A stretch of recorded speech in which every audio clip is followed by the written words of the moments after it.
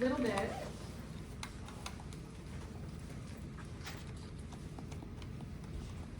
A little bit about the endocrine system. This system is mostly about hormones and some other maybe like chemicals, and it's about the glands, muscles, or tissues that secrete hormones and other things that are chemical messengers around the body. I know I've mentioned this before, there's feedback systems that a lot of the way our body works is that one cell, muscle, or gland secretes something, it creates something, it secretes it into the blood. It diffuses from that cell, muscle, or gland into the blood carries it to the target. Next thing in the chain, that target thing is stimulated by that message from this one over here to make something like a hormone maybe, or a chemical message.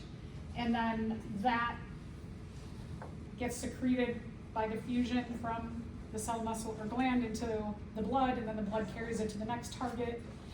And that target thing is stimulated to do something else, to secrete something, and then that goes around the blood, and then it hits the target, and then it stimulates that target to do something.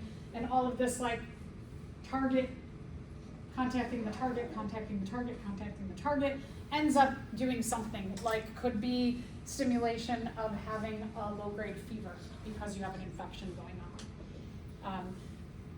A lot of the processes within our body could be that it stimulates the cell to reproduce, could be puberty begins. So there's a lot of things like events that happen in our cells, our tissues, or our muscles, or our glands that are stimulated to do things by what we call feedback systems. And a lot of this is regulated by the endocrine system. The term endo means in or within or into. So this all happens inside of the body. The action, the result of the action is inside of the body.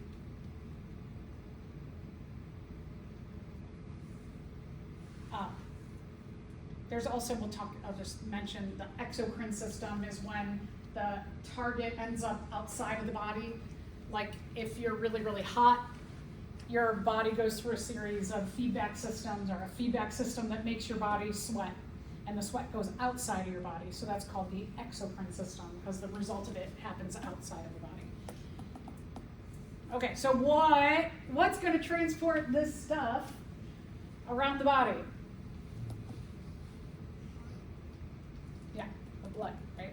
So the blood, we started last unit talking about blood, and again, still, blood, super important, because it connects all of our systems together. The capillaries are in contact with every cell in your body.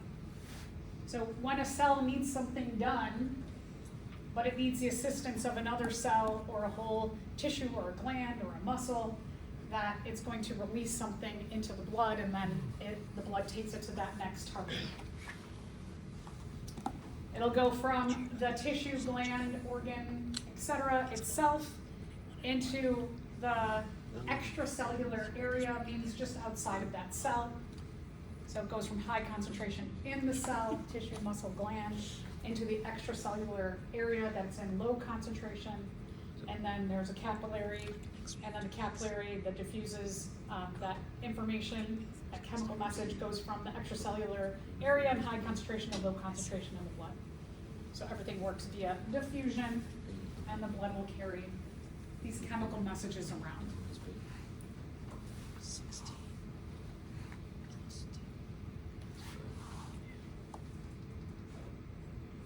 So a hormone, think about a hormone as I've been saying, a chemical message. It's the way that cells can communicate to say, we got to do this thing. I need this thing done. I need you to help me. We often associate the endocrine system with glands, but it could be a specialized cell, could be a muscle, could be a tissue, could be an organ. Oftentimes, though, there are glands that are making hormones, but not always. Extracellular area is filled with water, So we call that interstitial fluid or the interstitial area, extracellular, interstitial, they go together. And then the blood transports that message to a target cell, muscle, gland, tissue. What's a gland? What's a gland? It's a specialized kind of tissue that makes hormones.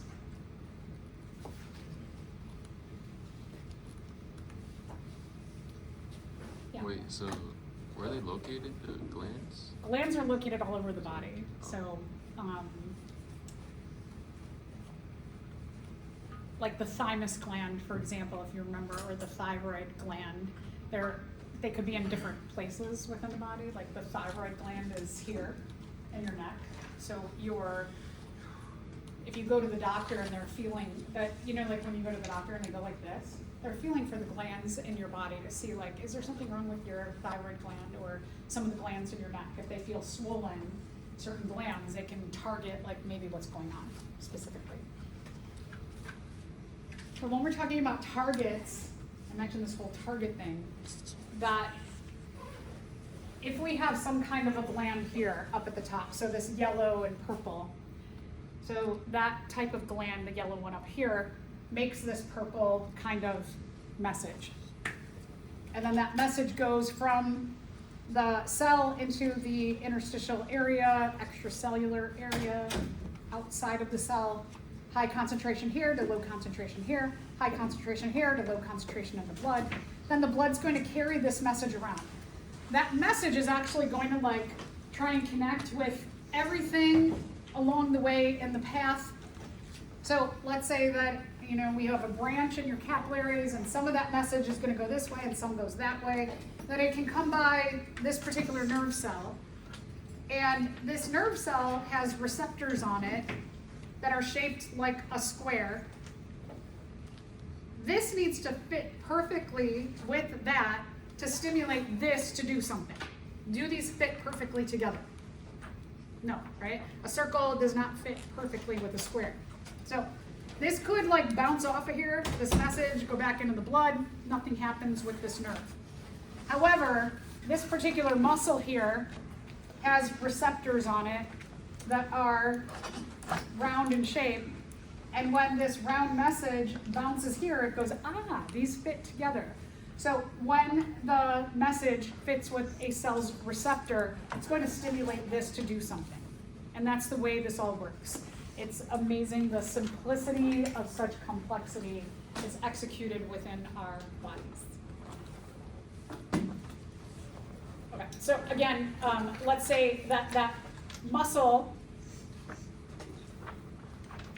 was your uterus, and what it does is it causes when this purple message binds with the receptor on the uterus, it's going to stimulate the uterus to contract. And contraction of the uterus at a certain time in the month, which we will get to, would cause the endometrium, the lining of the uterus, to be pushed out. Contraction squeezes out the endometrium. But this muscle in our arm, is this particular message that's for the muscle in the uterus going to cause your bicep muscle to contract? No, right? It's only going to cause the uterus muscle to contract. So as I mentioned, exocrine system, the end of it happens outside of the body. So like sweating, for example, or menstruation, for example, is part of the exocrine system because what's released happens outside of the body.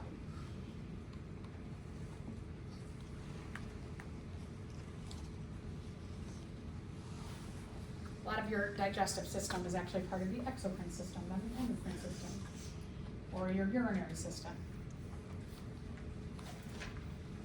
All right, so let's just talk about some hormones. We talked about ADH before, antidiuretic hormone. Antidiuretic hormone tells the distal tubule and the collecting duct that we're really dehydrated. We need more water back into the body, so don't pee it out. So that's a contact that a lot of this originates in the body, goes to the brain then tells a series of things to do stuff. And we'll talk about that in a little bit. growth hormones. We talk a little bit about insulin. That insulin is produced by your pancreas and is needed in your blood to help your nutrients and your energy to get into your cells. Adrenaline, y'all will start producing a lot more of this soon, or you're getting toward the end of the semester and you're going to be pumping a lot more adrenaline around your body, which is going to enable you to sleep less. But then once finals are over, you get that exhaustion sets in, right? The adrenaline starts to go down and your body's like, oh, okay, now we need to rest. And so those breaks are really important, that after you have these stressful periods, that you do allow yourself to rest. So give yourself that next week after finals are over to sleep a little more. It's important. We'll talk about estrogen and testosterone as important for not only sexual development, but sexual function as well. And we'll focus mostly when we're talking about the endocrine system, we're gonna focus here. Even though a lot of other systems, almost all of our systems are influenced by the endocrine or exocrine systems. And here's an example of where and how glands and other cells and tissues and organs function within the endocrine system. You can see there's a lot going on. All right, so I keep mentioning feedback systems. That is the way that our hormones are regulated.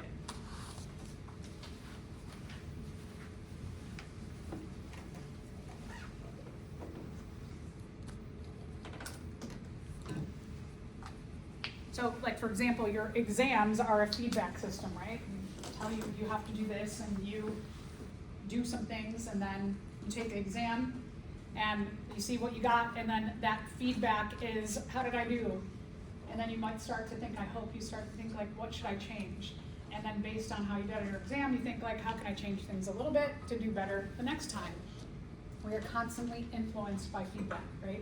And that's just the way the body works as well, is that we mostly function with negative feedback in our body. And it doesn't mean that something bad happens. Negative feedback, what this really means is that when we talk about like this creates that and it influences the target to do that, and the target produces something which influences the next target to do something, and then this target produces something which influences the next target, and then the last thing that happens is the overall event, like let's say low-grade fever, that you have this all work in line to eventually make you have a low-grade fever. And then that low-grade fever helps to take care of an infection.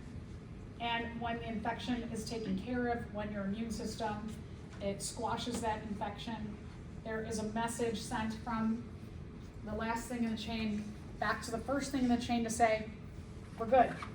We squashed the infection. Negative feedback means that you go through the chain and the last one tells the first one, stop. We have done what we need to do. So that's what we mean by negative feedback. The final outcome inhibits the start of the whole chain again. So it's not negative in the way that we might think something is bad or negative, it's actually good. And it saves our bodies a lot of energy, because in these feedback systems, that if you have 20 things in this feedback system that eventually allow for a low-grade fever to help to fight off infection, all those 20 things that are made, they're going to cost you a lot of energy. That's why your resting metabolic rate is around 70 calories per hour, because we've constantly got feedback systems that are happening. That running this machine that we live in costs us energy just to do the basic things that our body needs. So we don't want to go through these other feedback systems that are extra beyond just our like everyday things that we need to do to maintain what we call homeostasis. We want to be able to do them once, take care of the problem, and then reset and go back to normal. If the last one, let's say the fever, it's like, oh no, we have not taken care of this problem, it's going to tell the first one, we need to go around again, because this infection here, it's bad. And so you're gonna go through that chain again. So when you have an infection that goes out of control, this one system that should just go through once and be done might go through 4 or 5 times. That's why when you get really sick, you are exhausted. Because your body, it's not just fighting the infection, but everybody in the step to help fight that infection, you have to make all of these target. You have to create all those things. And that takes a lot of extra energy to do so. So your immune system is not only fighting, but helping to facilitate that fight takes extra energy as well. That's why it takes you time to recover from sickness, because a lot of this behind the scenes stuff, these feedback systems, we don't think about in addition to the immune system working overtime. So what we really want to do is, the hope is that most of our systems work with, you do this, then you do this, then you do this, then you do this, and you do this. Okay, we have taken care of the problem that has started. And you go back to homeostasis. Usually just one time. Usually. Not always, but usually.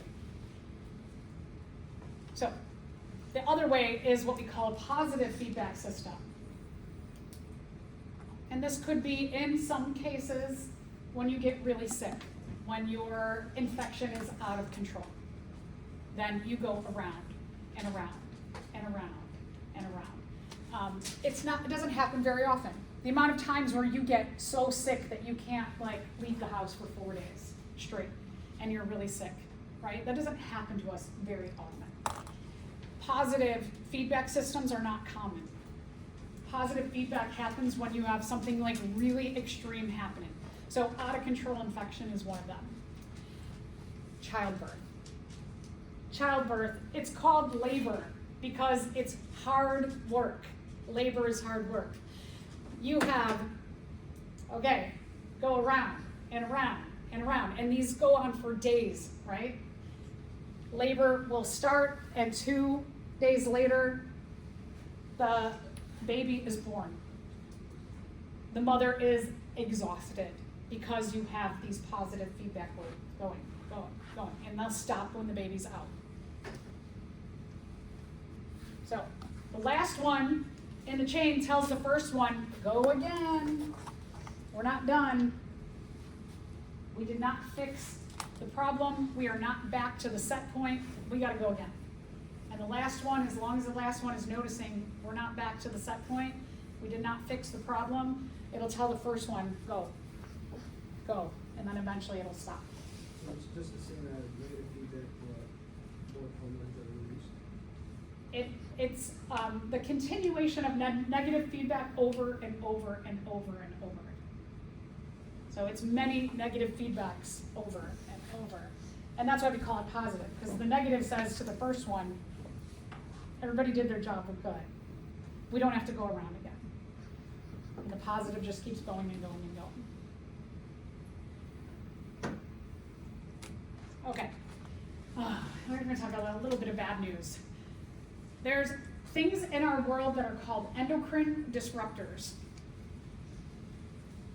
They disrupt your endocrine system. A lot of endocrine disruptors specifically interfere with our sexual development and sexual function. That's where we hear mostly about it. But really there are endocrine disruptors that can disrupt, depends on the fit. If the endocrine disruptor, let's say that this is the hormone that is going to bind to this particular target receptor, the way that it is manufactured, right, they fit perfectly together. Plastic bottles. So drinking out of plastic, some of the chemicals in plastic are also shaped the same way as a hormone and can get in and stop systems from happening. Now remember, a feedback system, it's not usually just like this one thing tells this thing and then it's done. There's this to this to this to this to this. There are a lot of different endocrine disruptors in our society, and they can disrupt different points in the chain. we have a lot going on in our world right now that interferes with these feedback systems and at different points in our feedback systems. And there are a lot of endocrine disruptors that we still don't even know are disrupting things and how they are doing it. There's a lot of mysteries out there. It's a great field of study. If this sounds fascinating to you, we need a lot of work to be done here. So, all of this stuff are things that you come across every day that have a negative impact on the way that your body functions.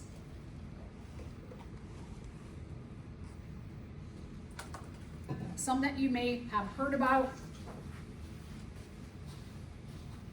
BPA, bisphenol A. Bisphenol A is in plastic. Think about how many times in a day that we interact with plastic.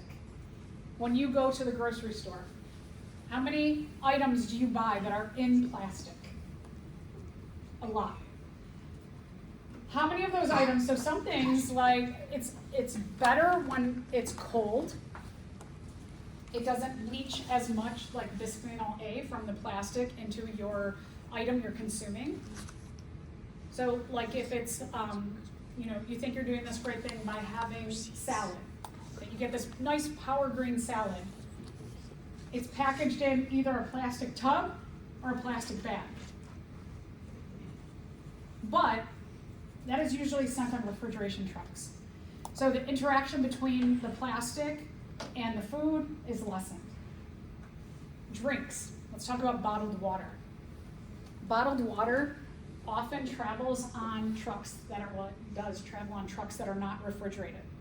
So depending on the time of year, things can be more accelerated. Like in the summertime, cases of bottles of water are transported in trucks, and they're kind of like a heat dome.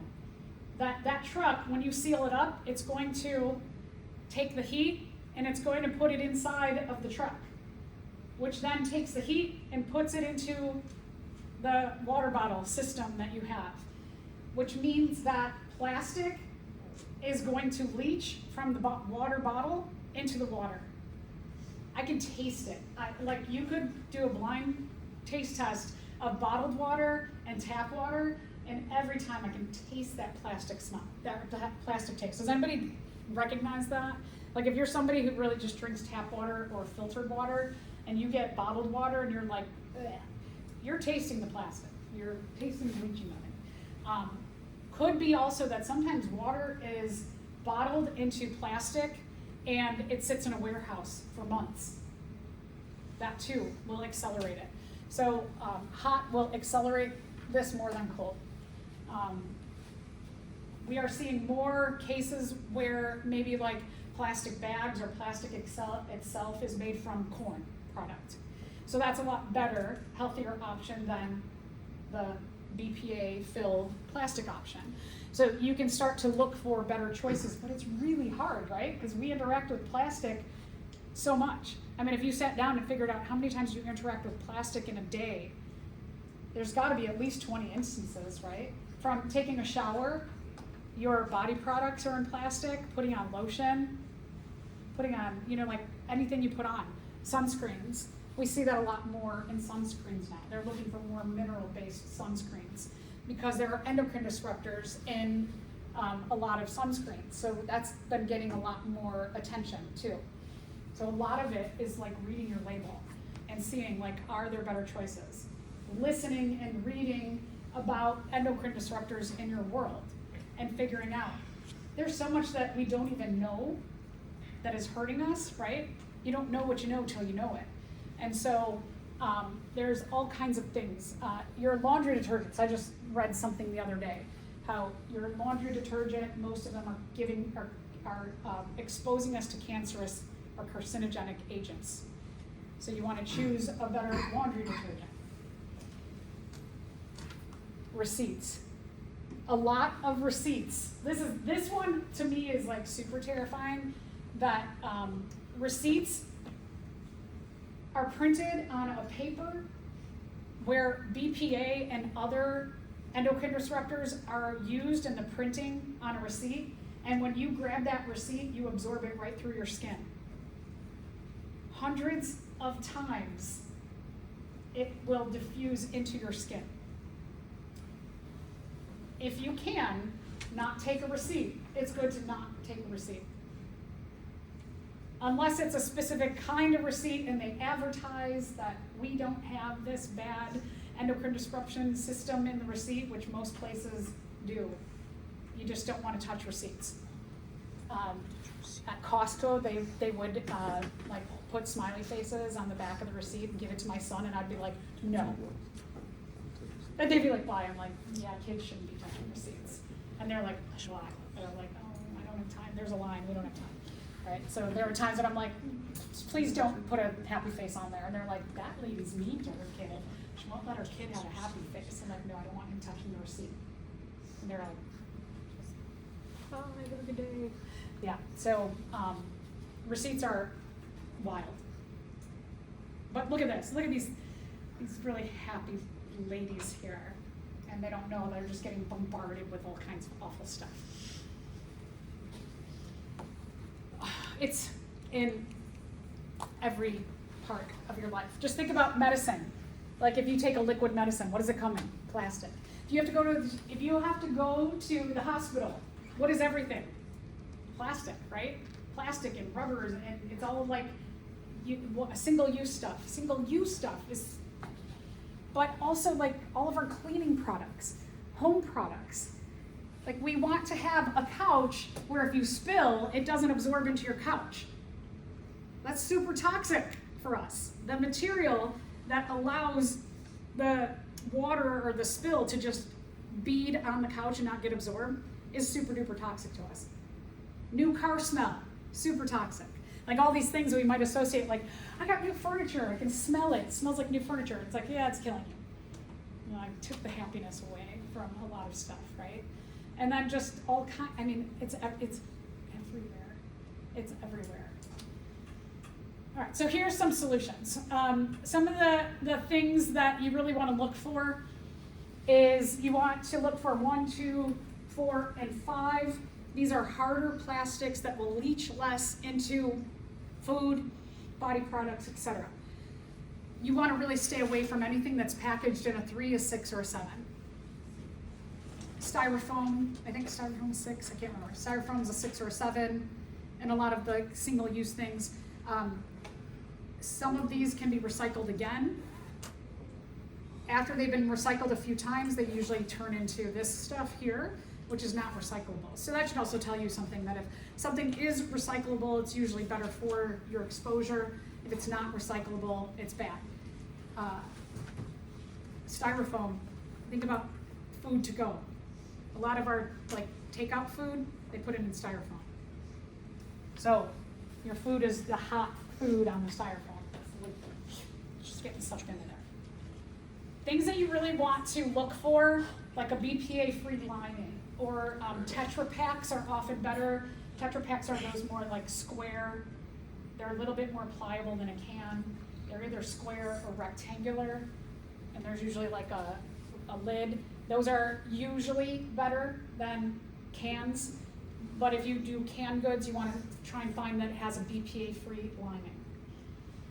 And these are things that we often find in cans. All right, so remember that biomagnification thing? The more you are exposed to single-use plastic, the more that's going to be biomagnified. And the more that we use single-use plastic, the more it's biomagnified in general in our society. Because what do? We drink bottled water, and then you go pee, and then it goes to a water filtration plant. But not all of these tiny chemicals are filtered out. They are working, systems are changing to try and filter this stuff out, but it's not, we're not 100% there. So biomagnification occurs. Also, the lower you eat in terms of the trophic pyramid, the less biomagnification you deal with, because in the fat of other organisms is where all of these endocrine disruptors or chemicals are stored. So eating a lot more whole grains, fruits, vegetables, nuts, seeds, much better for you than eating meat products. And we see it, here's the thing too, is that stuff that we do, we're finding are biomagnified in almost every species on the planet. They're dealing with what we're using in their ecosystems, which they don't use. So we know that our life of convenience is really impacting everything. All right, so here's a study. Let me just mention, we are seeing it manifest in a lot of different ways, especially in reproductive systems of not just us, because infertility rates are really high in humans, right? 1 in 5 people are dealing with infertility or some kind of infertility issue. We're also seeing that in other species. There's a study done on frogs where they were looking at just like their development. And in an area, they found frogs where they had some normal development and normal development, but then they had frogs with like extra limbs or not having a limb. I mean, look at this one. Might help that frog swim better, but it's got 4 legs, right? So we are seeing this manifest in other ways. We are seeing cancer rates rise. We are seeing the acceleration, and they're finding connections between diseases that you wouldn't think there'd be a connection between these endocrine disruptors with diabetes, accelerating diabetes, and heart disease, and all kinds of other diseases as well as cancers are on the rise. And they are finding the connections with all these chemicals in our environment.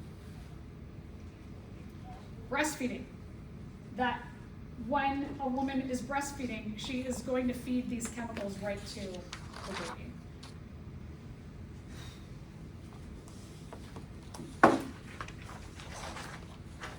In general, this is a positive feedback system when we're talking about breastfeeding.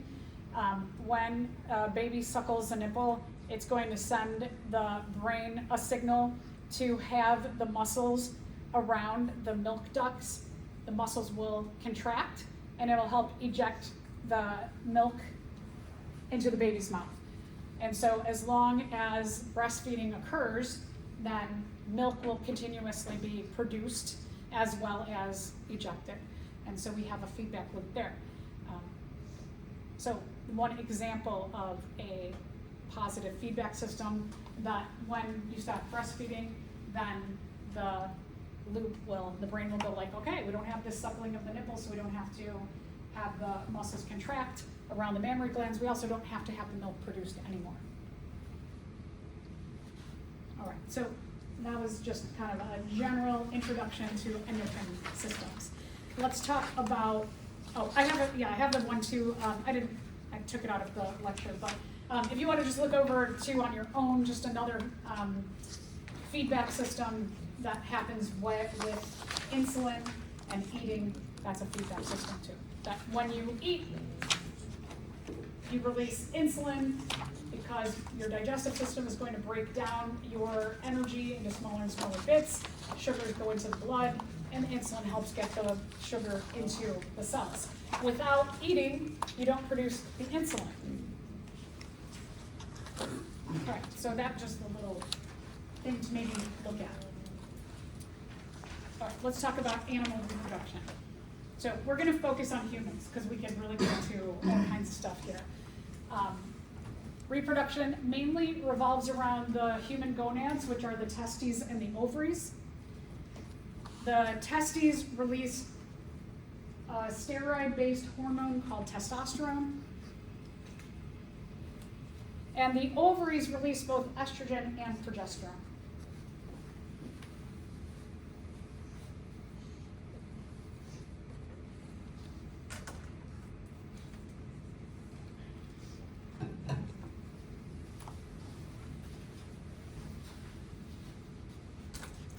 They both have important roles in sexual development, but also sexual function. And so we'll talk a little bit about puberty and how these all get really started raging at a certain time in our life. Oh, so here. Okay, so here's the thing when puberty starts. Puberty starts when the brain matures, and specifically it's the hypothalamus, matures to a point where it can start producing and releasing GnRH, which is gonadotropin releasing hormone. The hypothalamus works, it's a very small part of your brain. It works closely with, right next door, the pituitary gland. And the hypothalamus usually originates things that happen in our endocrine system, and it tells the pituitary. The pituitary has different parts to it. We talk very simply in here about those parts. It'll tell the pituitary, okay, now you do this. So it's usually hypothalamus tells the pituitary, you do this. In the case here, the GnRH from the hypothalamus, it is targeting the pituitary gland to release LH, luteinizing hormone, and FSH, follicle stimulating hormone.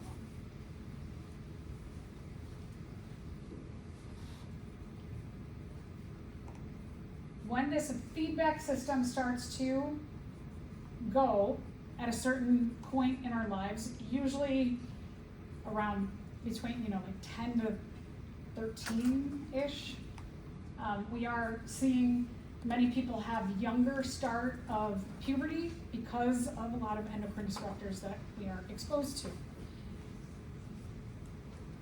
In females, the FSH and the LH are going to travel through blood. They're going to contact the ovaries, and the ovaries are going to start producing estrogen and progesterone in large quantities. And that's going to start a chain of events to happen in females. In males, the FSH and the LH are going to contact the testes, and they're going to start to produce large amounts of testosterone.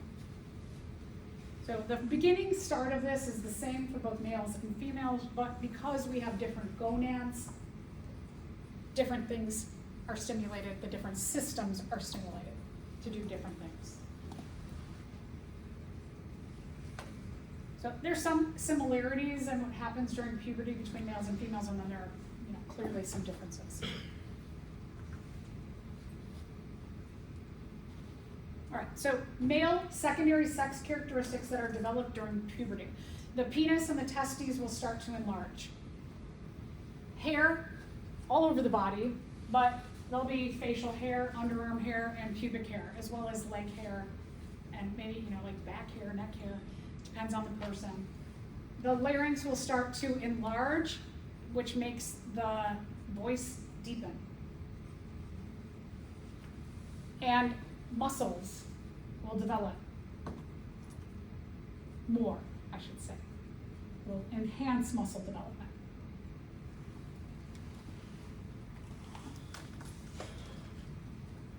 So for females, with the surge in estrogen and progesterone, breasts will enlarge.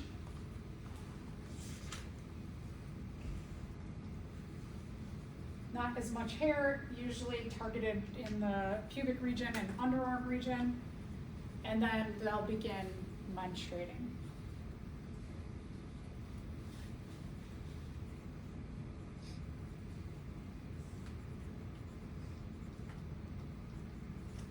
Right, so let's answer this question.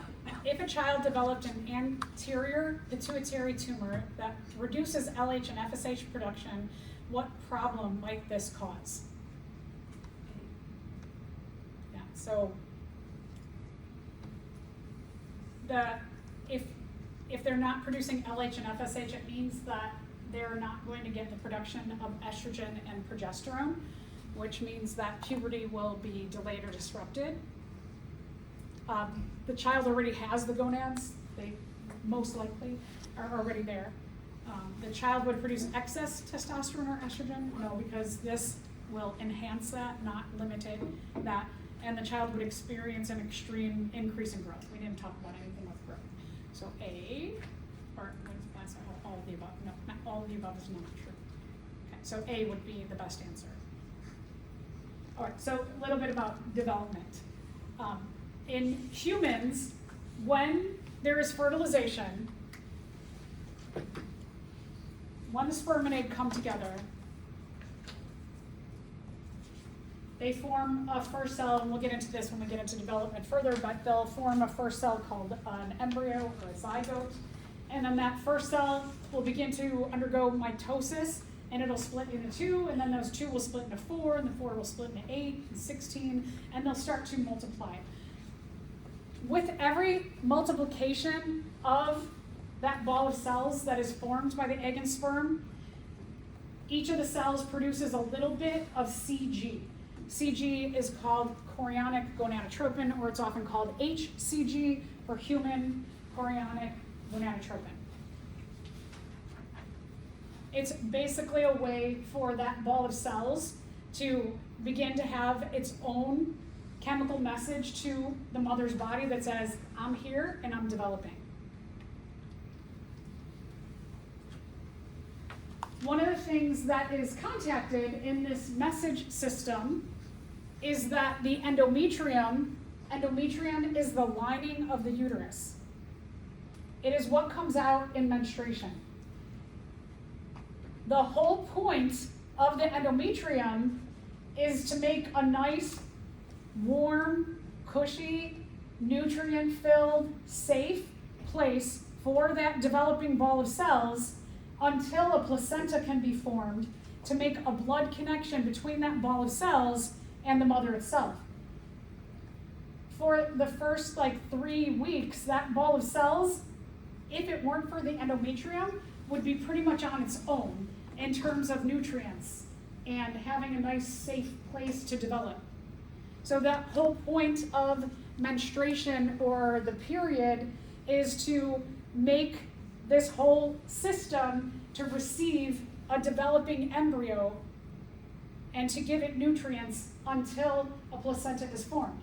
If there's no developing ball of cells, what happens is your brain goes, there's no CG around, we're missing something. And the brain starts a chain of events that says to the uterus, it says, push out that endometrium. We don't need it this month. And that's why the menstruation occurs. So the CG, every time you have a division, a little more CG goes through the blood and then to the brain and then comes back, and the end result of this feedback system is to add more to the endometrium.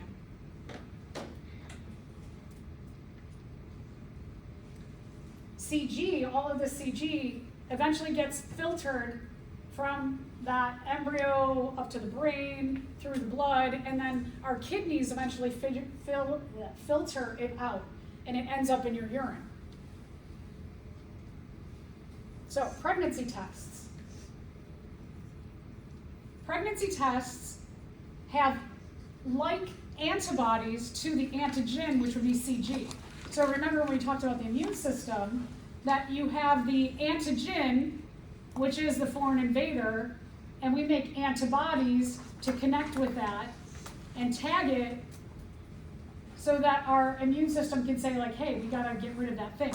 So somebody was like, oh, because those two can contact each other, why don't we make a similar thing in a pregnancy test where the CG acts like an antigen and we make an antibody-like structure that when the CG binds to the pregnancy test antigen, it'll cause a reaction to happen. Like the pregnancy test will have 2 lines instead of 1. Or there's really sophisticated pregnancy tests where it'll stimulate an electronic thing to actually say pregnant. So this mimics the immune system. A pregnancy test mimics what happens in the immune system so that the CG binds to something like an antibody on a pregnancy test to give a result of nothing or yes, like a yes or a no.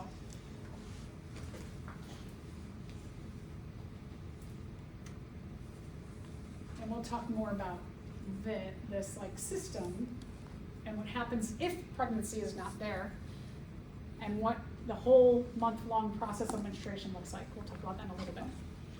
Okay, so just some basics about asexual reproduction versus sexual reproduction.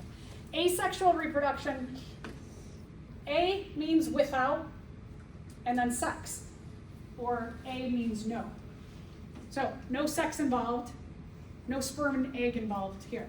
So here's some advantages. This is a very simple form of reproduction, that you can make a copy of a cell. Just the act of copying a cell is called reproduction, but it's asexual reproduction. Okay, so it's simple. Some organisms they make copies of themselves without having a mate. So here's a good thing. You don't have to go out and find a mate.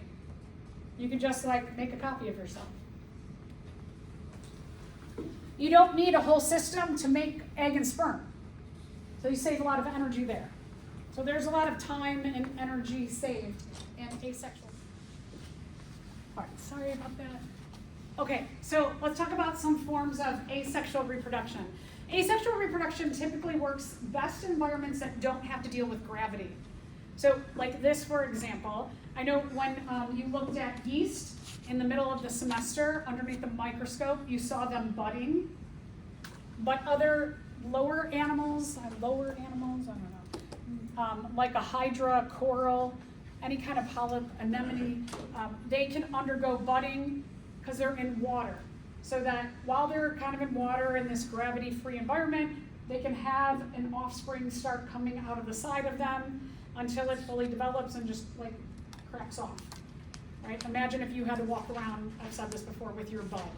That you'd have to hold bud as they're coming out of the side of you. That would be really difficult.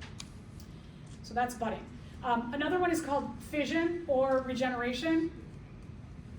Imagine I took a big katana, big sword, and I cut you in half, and then both halves fell to the ground, and your top half starts to make a bottom half, and your bottom half starts to make a top half.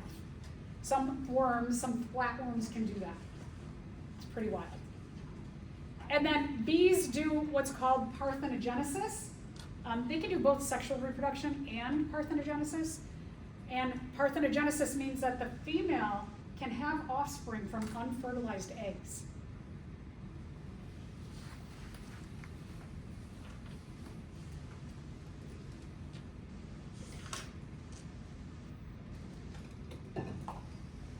So all of these are ways to have another generation of offspring without having to have a reproductive system, make sperm and egg, find a mate, spend that time and energy on all of that stuff. All right. So given the obvious advantages of asexual reproduction, why do you think so many animals have evolved the capacity for sexual reproduction? Is sexual reproduction easier? No. Offspring are larger and thus are better able to survive in the environment? Oh, there's a lot wrong with that one, right? Offspring produced through sexual reproduction have the advantage of possessing genetic variability. I like that. Thus enhancing natural selection processes for the species. Well, that sounds really good. More offspring are produced by sexual reproduction. None of the above is correct. So I like C the best. So let's talk about sexual reproduction. So sexual reproduction involves systems where egg and sperm are produced.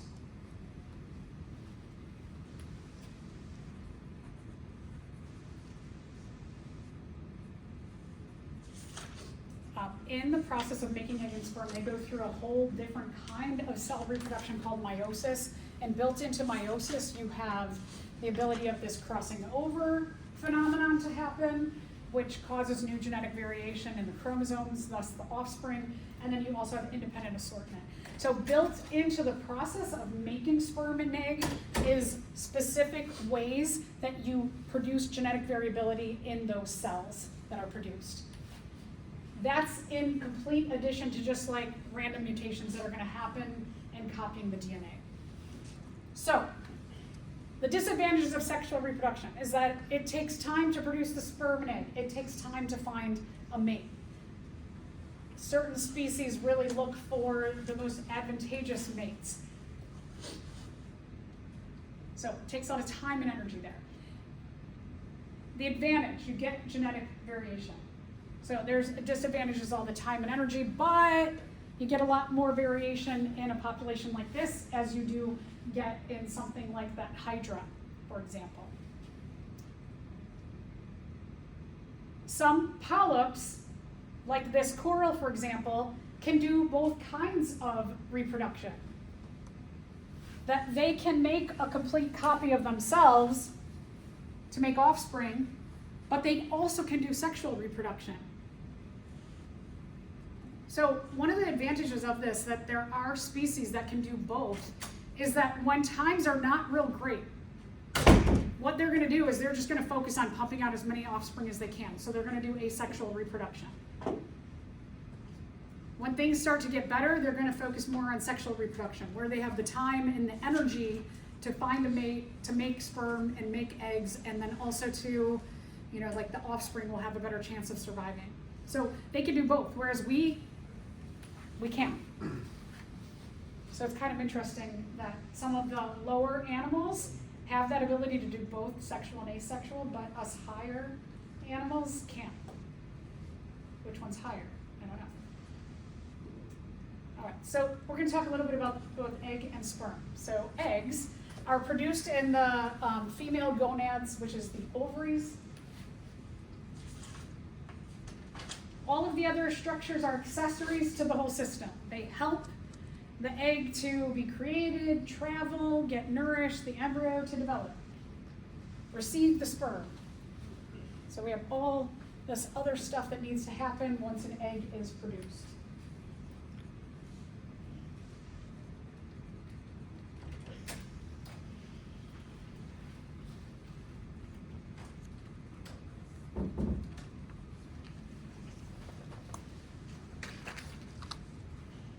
So here's the female reproductive system. Specifically, we're looking here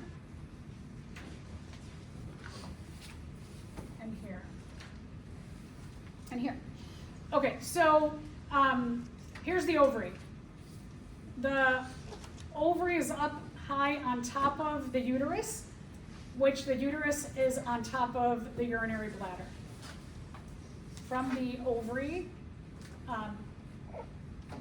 connected very, very, very, very, very closely is the fallopian tube. They are not directly connected like this, but the fallopian tube, there is a little space in between. The fallopian tube, the end of the fallopian tube that connects close to the ovary, it's called fimbriae, and what it does is it's like little finger-like things that help to sweep the egg up into the inside of the fallopian tube.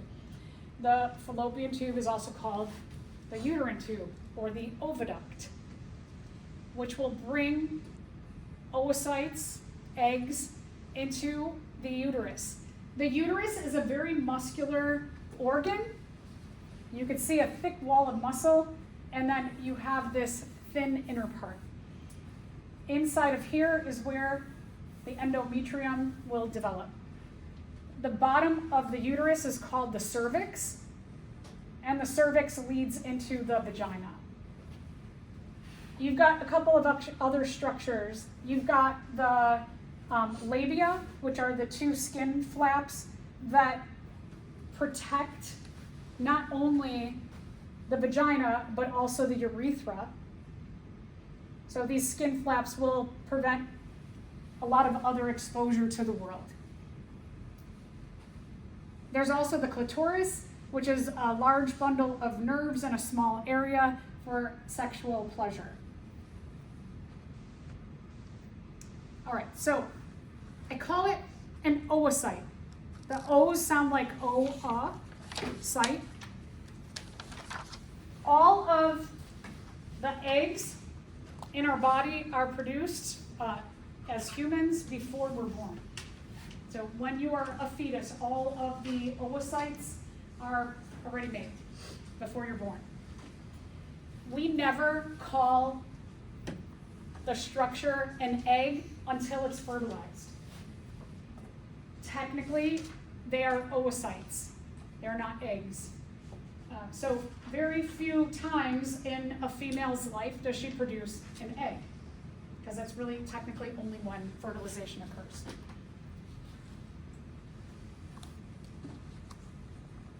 Oocytes are released starting in puberty.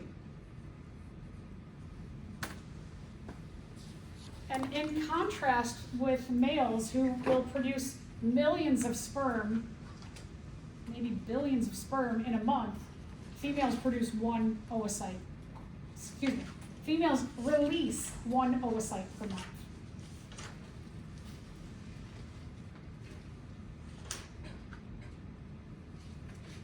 when an oocyte is released from an ovary, that process is called ovulation.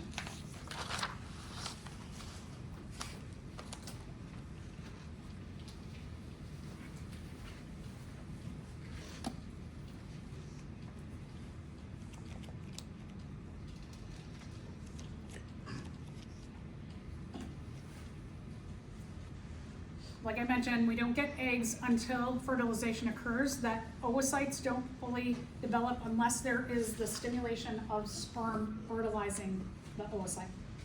So, for people that don't have their menstrual cycle regularly, does it play into account that the oocytes aren't released, or that they don't have enough? They're not being released, yes, right. So, yeah, sometimes, and it could be times of stress that our body might not ovulate. It's, you know, like one of those things that when, if someone's trying to get pregnant, you're already like stressed, right? Because you're like, I want this thing, I want this outcome. And so you're already like, your body's stressed, and that can have an effect. Then we talked about endocrine disruptors, and then there's genetic factors, and there's all kinds of factors for whether just the release of an oocyte per month will happen or not. Yeah, it's hard. All right, so all of the other structures in the female reproductive system are accessories to helping that oocyte get from the ovary into the uterus.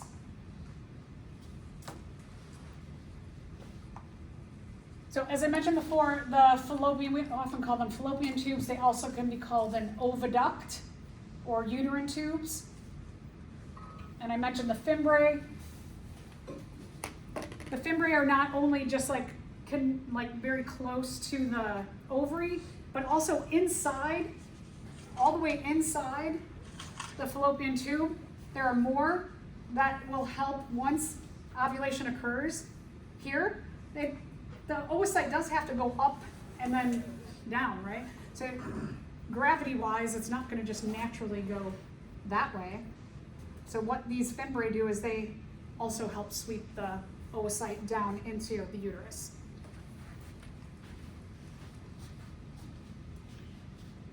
So this looks like they're connected, right? The fallopian tube, it kind of looks like they're connected.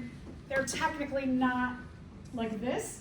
They're kind of like that, but really, really, really, really close. The fallopian tube and the ovary are very close. This looks like they're connected. This looks like they're really far apart. The idea here in this illustration is that there is a little tiny bit of space, but they're not 100% connected. There could be times where the development of the fimbriae that are at the start of the fallopian tube could be like an issue in development, where maybe this is like off-center, and not always every month do the oocytes get into the fallopian tube. So there's so many things that could go wrong, in addition to all the other things I said before.